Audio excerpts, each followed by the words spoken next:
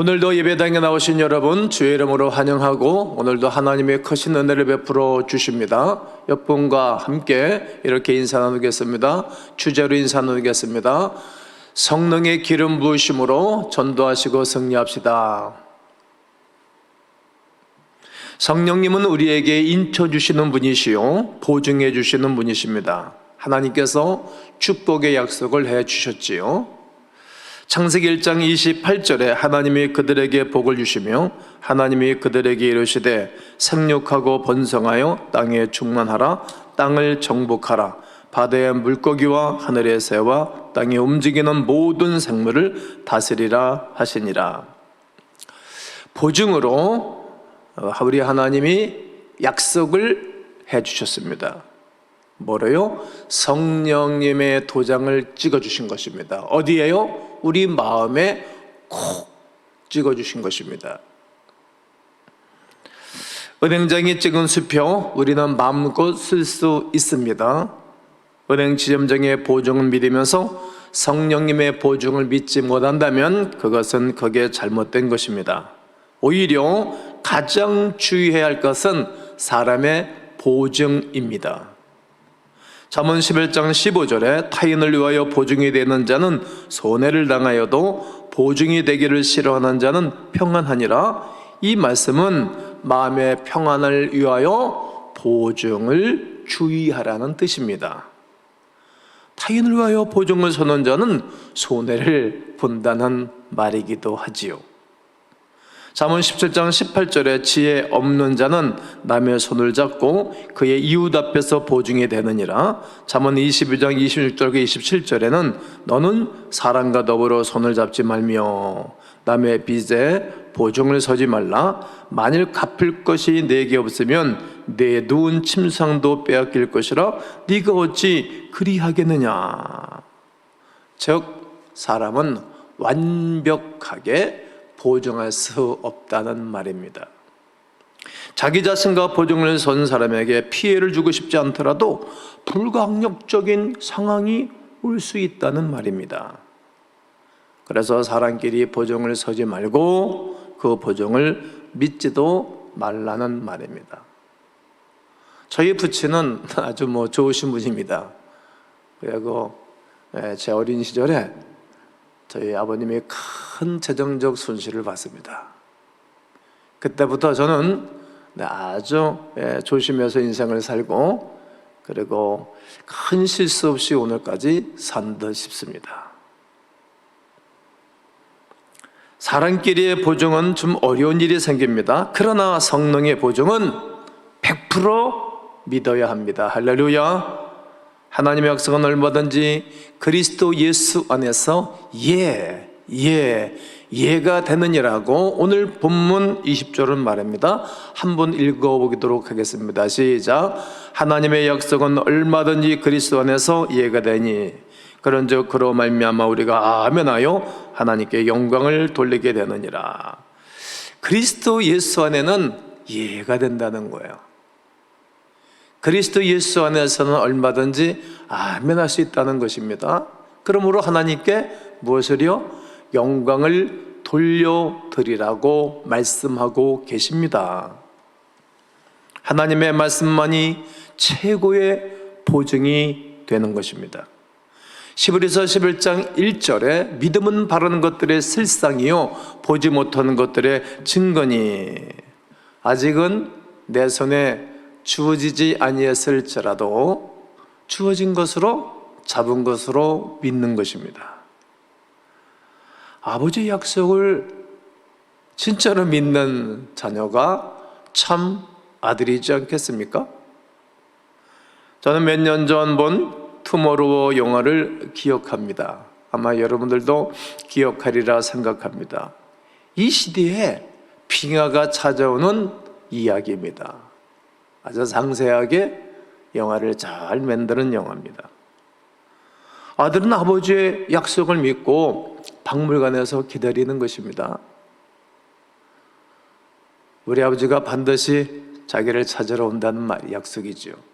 또 아버지는 그 약속한 것이 있었기 때문에 생명의 위험을 무릅쓰고 그 박물관을 찾아가서 상봉하고 만나는 감동적인 영화입니다. 아들은 아버지의 약속을 믿어야 진짜 아들이겠지요? 아버지의 말씀에는 의심이 없어야 할 것입니다. 왜냐하면 그 말씀을 누가? 성령 하나님께서 보증해 주셨기 때문입니다. 기름 부으심이 무엇인가요? 기름 부으심, 오늘 21절에 우리를 너희와 함께 그리스도 안에서 굳건하게 하시고 우리에게 기름을 부으신 이는 하나님이시니. 여러분, 구약 시대에는 실제적으로 사람들에게 기름을 부었습니다. 인간식, 임직식 할 때 말이지요. 이것은 신약 시대에 들어와서 성령의 기름 부으심으로 우리에게 가르쳐주고 말씀하고 계신 것입니다. 기름 같은 성령님, 불 같은 성령, 물 같은 성령, 또 빌리 같은 성령, 이렇게 비유하지 않습니까? 사무엘상 16장 13절에 사무엘이 기름 뿔병을 가져다가 그의 형제 중에서 그에게 부었더니 이날 이후로 다윗이 여호와의 영에게 크게 감동되니라. 사무엘이 떠나서 라마로 가니라. 또 사무엘하 2장 4절에 유다 사람들이 와서 거기서 다윗에게 기름을 부어 유다 족속의 왕으로 삼았더라. 어떤 사람이 다윗에게 말하여 이르되 사울을 장사한 사람은 길르앗 야베스 사람들이니이다 하며, 또 사무엘하 5장 3절에 이에 이스라엘 모든 장로가 헤브론에 이르러 왕에게 나오매 다윗 왕이 헤브론에서 여호와 앞에 그들과 언약을 맺으며 그들이 다윗에게 기름을 부어 이스라엘의 왕으로 삼으니라. 이렇게 다윗은 그의 일생 가운데 3번씩이나 성령의 기름 부음을 받습니다. 모든 사람들이 보는 앞에서 말이죠. 첫 번째가 예루살렘에서 15세 때, 그리고 유다에서 30세 때, 그리고 헤브론에서 38세 때, 이렇게 정확하게 3번 기름 부음을 받았습니다. 그리고 그 후에 그는 성령에 감동된 삶을 사는 거예요.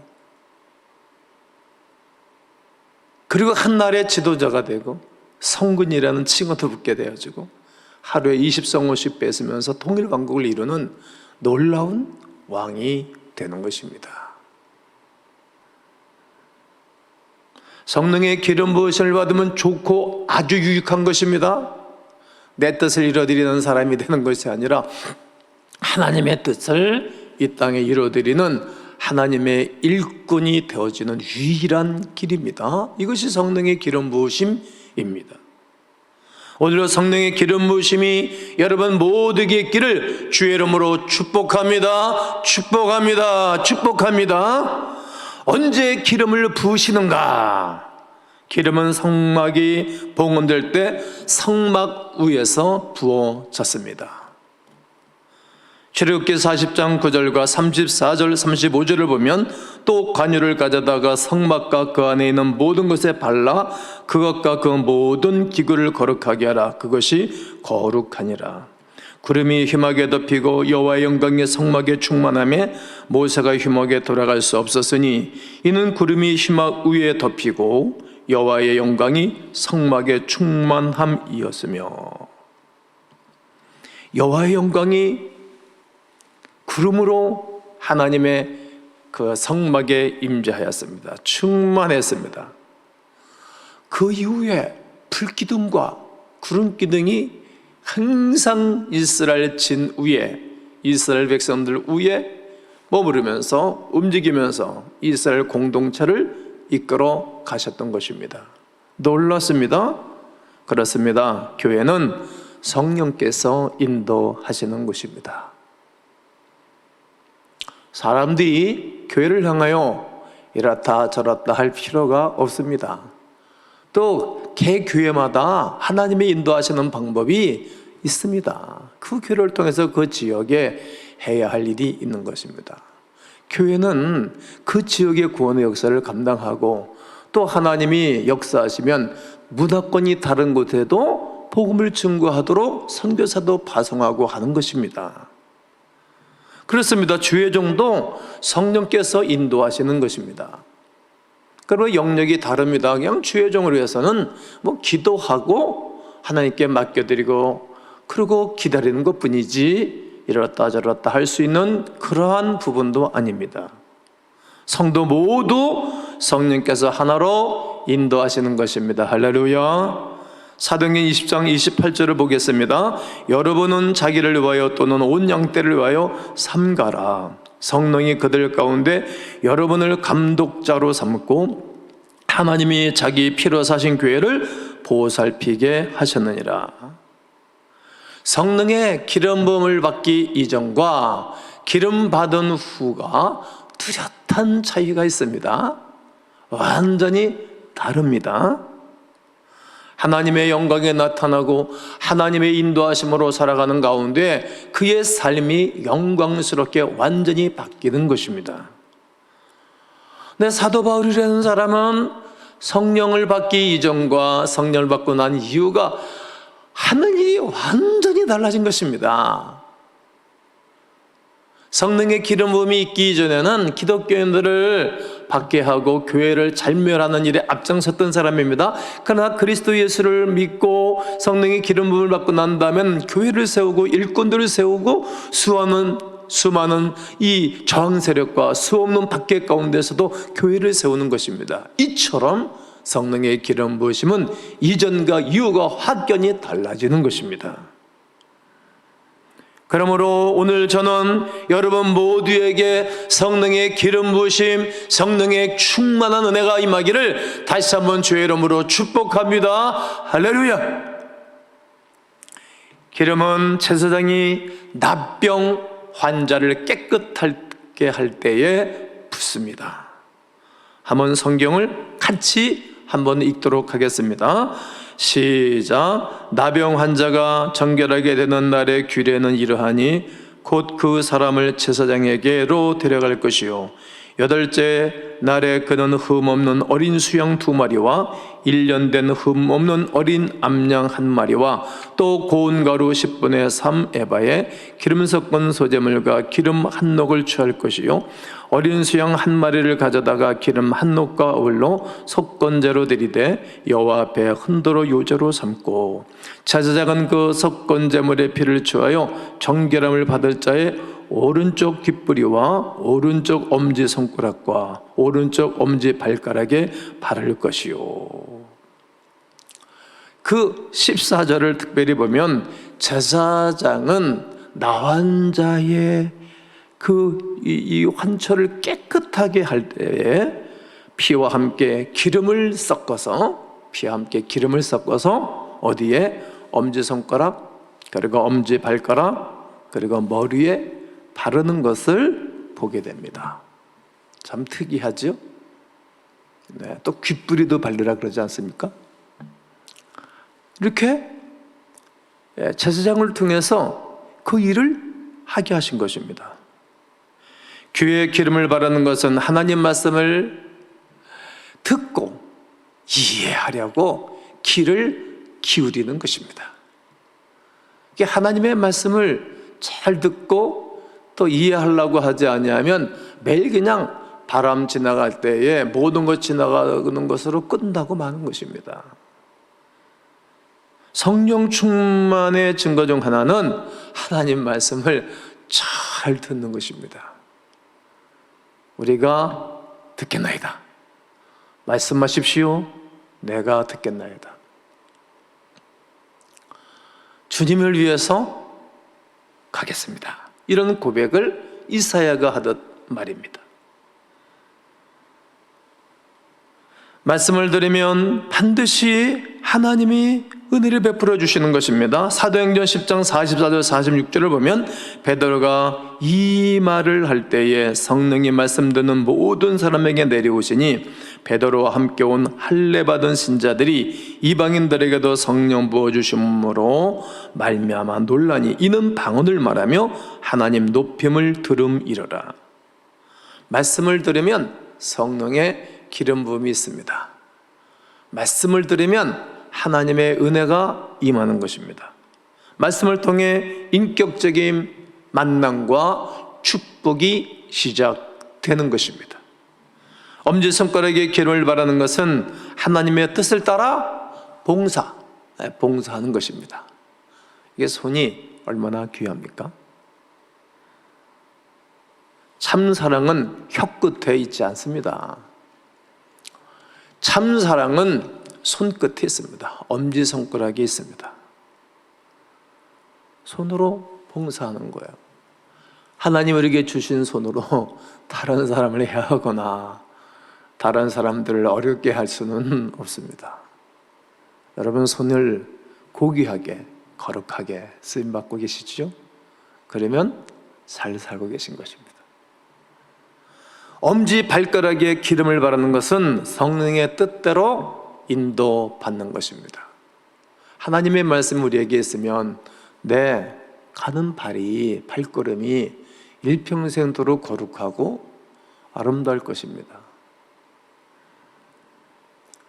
복 있는 사람은 악인의 꾀를 따르지 아니하며 그러잖아요. 악인의 꾀를 따르지 아니하며 죄인들의 길에 서지 아니하며 오만한 자들의 자리에 앉지 아니하고 오직 여호와의 율법을 즐거워하여 그의 율법을 주야로 묵상하는 자로다. 그는 시냇가에 심은 나무가 시절을 쫓아 가시를 맺는 것처럼 만사가 형통하리로다. 내 가는 발걸음이 하나님이 좋아하고 기뻐하는 쪽을 향해서 가는 것입니다. 오늘도 내일도 금년도에도 내년도에도 앞으로 10년도 내가 이 땅을 다 하는 날까지 온전한 길을 걸어가는 것입니다.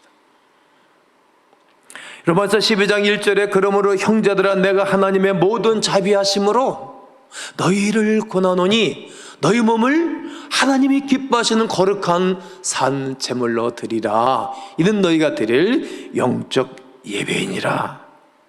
여러분, 하나님의 성령의 기름 부음이 우리에게 있으면 그냥 모든 삶이 전인격적인 삶이 하나님이 기뻐하는 쪽으로 달려갑니다. 한번 살펴보시죠. 그리고 전도합니다. 그리스도 예수를 모르는 사람들이 있으면 불쌍히 견딜 수가 없습니다.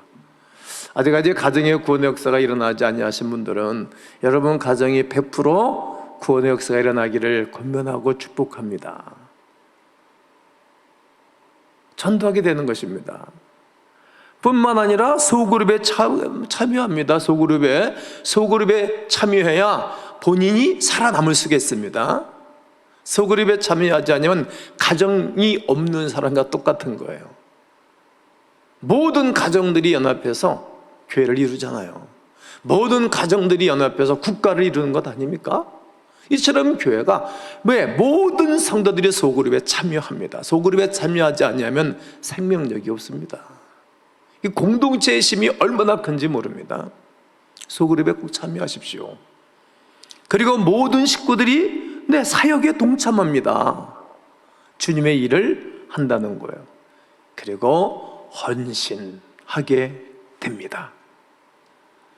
그렇습니다. 성령 충만하면 이렇게 모든 사역에 소그룹에 뿐만 아니라 복음을 전하며 헌신하는 것입니다. 복음을 전하는 것입니다.